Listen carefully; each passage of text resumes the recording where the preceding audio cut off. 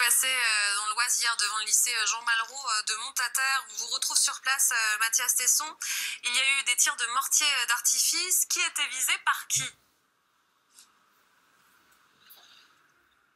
Alors, dans un premier temps, on va rappeler un petit peu les faits. Donc les faits se sont déroulés hier à la mi-journée devant ce lycée André Malraux. Et en fait, dans un premier temps, c'est la façade de ce lycée qui a été prise pour cible par des tirs de mortier d'artifice. Et surtout, dans un deuxième temps, c'est la CPE, la conseillère principale d'éducation, qui a été visée par ces mêmes tirs de mortier d'artifice. Elle a réussi à les éviter. Elle n'a pas été blessée, fort heureusement, mais elle est bien évidemment choquée. C'est ce que me confiait à l'instant l'une de ses collègues. Aujourd'hui, un individu, on sait, a été placé en garde à vue. Il s'agit d'un mineur, il est âgé de 15 ans et d'ailleurs il ne fait pas partie de l'établissement scolaire en question. La justice le suspecte en fait de complicité dans les faits qui ont été constatés hier à la mi-journée.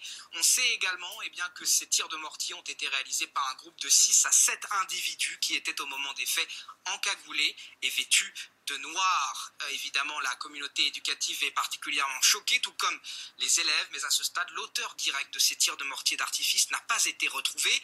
Il existe par ailleurs deux versions des faits qu'il faut bien évidemment prendre avec prudence. La première indique qu'il s'agirait en fait de représailles contre le maintien des épreuves de fin d'année malgré le contexte sanitaire. La deuxième hypothèse indique qu'il s'agirait là encore de représailles, mais cette fois-ci contre des sanctions disciplinaires qui auraient été prises contre certains élèves de cet établissement. L'enquête ne fait que commencer, bien sûr. Elle a été confiée au commissariat de Creil. Jean-Michel Blanquer, le ministre de l'Éducation nationale, s'est exprimé sur le sujet cet après-midi. Il a dénoncé des actes scandaleux et a assuré que les auteurs seraient, je cite, châtiés.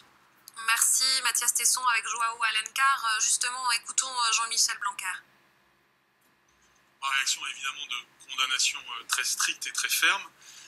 J'ai évidemment immédiatement demandé au recteur de se rendre sur les lieux.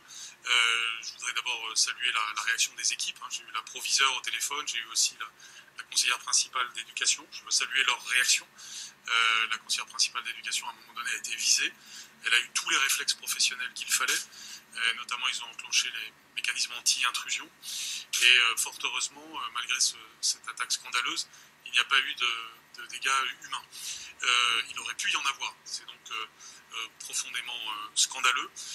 Bonsoir Alexis Moulay. Bonsoir. Vous êtes professeur de philosophie au lycée André Malraux à Montataire, dans l'Oise, ce lycée qui a été visé par des tirs de mortier d'artifice. Vous étiez présent au moment des faits? Alors oui, j'étais présent au moment des faits. J'étais en fait en pleine surveillance de bac blanc. Et vous l'avez vécu comment?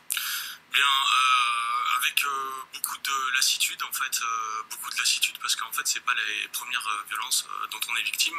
En novembre 2020 déjà, on a été victime de violences, vu qu'il y a eu des intrusions dans le lycée, il y a eu des poubelles qui se sont embrasées, il y a eu des voitures qui se sont embrasées. Et donc en fait ça fait 3 ans en fait que ces violences durent. Et donc on a fait tout un mouvement justement parce qu'on a certaines revendications pour que ces violences cessent. Et vous voyez d'où viennent ces violences? Qui sont les responsables? Vous les identifiez? Oui, en fait, si vous voulez, on a identifié les causes en fait de ces violences parce que moi j'ai tendance à m'inscrire en faux contre les causes qui ont été décelées en écoutant votre collègue. C'est-à-dire que moi j'ai plutôt l'impression qu'en fait c'est lié au contexte global du patient creillois, parce que vous savez il y a beaucoup de désespoir de la part de ces jeunes et il y a beaucoup de désœuvrement en fait. Quand vous dites ces jeunes, ce sont les lycéens ou ce sont d'autres jeunes Moi je parle des jeunes qui sont capables en fait d'attaquer l'école, c'est-à-dire que... Est-ce qu'ils sont en même temps lycéens? Alors il y en a certains qui sont lycéens, il y en a certains qui sont déscolarisés. Dans tous les cas, ce qui est sûr, c'est qu'il y a beaucoup de désespoir qui motivent leurs actes. Et donc nous, on a identifié les causes. Les causes, c'est que déjà dans le lycée, il n'y a pas assez de moyens. Il n'y a pas assez de moyens, c'est-à-dire que les classes sont sureffectifs, notamment depuis la réforme. Il y a trop d'élèves par classe. On n'a pas assez d'assistants sociaux et d'assistantes sociales. Il n'y a pas assez d'infirmiers et d'infirmières. En fait, on ne peut pas les encadrer. Et donc, tant qu'on ne pourra pas les encadrer... Il y a trop de lycéens, même avec le système de jauge, de demi-jauge qui est mis en place maintenant? Alors non, avec le système de demi-jauge, ce qui est sûr, c'est que les lycées sont moins pleins. Mais dans tous les cas, quand ils sont en jauge complète, il y a trop, on est parfois à 34 par classe, ce qui est énorme en fait.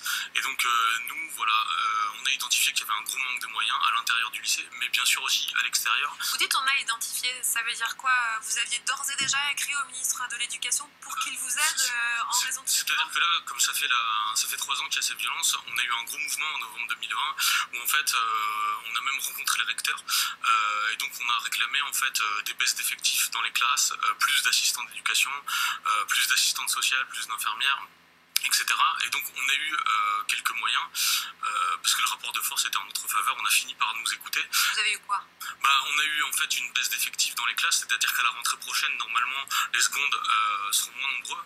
Et on a commencé à avoir aussi quelque chose au niveau des services de santé et des services sociaux, mais c'est encore insuffisant. Mais racontez-nous la réalité de votre métier. Est-ce que quand vous allez travailler le matin, vous y allez la boule au ventre en vous disant à tout moment je peux être visé par des tirs de mortier d'artifice? Alors moi j'ai des sentiments assez partagés, c'est-à-dire qu'en fait nous, nos élèves, ils sont bons. Moi en plus je suis professeur de philosophie, donc j'ai des élèves du lycée général et technologique. Et moi mes élèves en fait ils sont bons, il y en a même qui sont, parce qu'on a un atelier Sciences Po dans notre lycée, il faut bien le signaler. Et donc on a aujourd'hui cette année, on a 9 admissibles. Et donc justement ces élèves-là très sérieux qui vont après en prépa ou qui vont à Sciences Po Paris. Vous sentez-vous épargné et pas touché par ces violences? Non, je me sens pas totalement épargné, mais là j'ai envie de rendre hommage quand même à ces élèves qui sont sérieux, qui viennent d'un milieu social difficile, qui subissent en fait des déterminismes, qui font que tout est plus compliqué pour eux, mais qui s'en sortent malgré tout. Une toute dernière question, on parlait donc de cette conseillère principale d'éducation visée par les tirs de mortier. Vous la connaissez puisque vous travaillez avec elle. Est-ce que vous savez comment elle va aujourd'hui? Je peux pas parler à sa place, mais je sais qu'elle va relativement bien, mais ce qui est sûr c'est qu'elle a été touchée quand même psychologiquement par ça. C'est pas rien de se faire viser par des attaques de mortier, et c'est la raison pour laquelle je continue à le dire. On revendique des moyens, des éducateurs spécialisés et des médiateurs à l'extérieur du lycée, et des moyens dans le lycée au niveau de la baisse des effectifs, des infirmiers, des assistants sociaux, etc. Parce que nous, notre slogan, c'est vraiment plus de moyens pour moins de violence. Merci Alexis Moulay d'être venu nous voir. Nous allons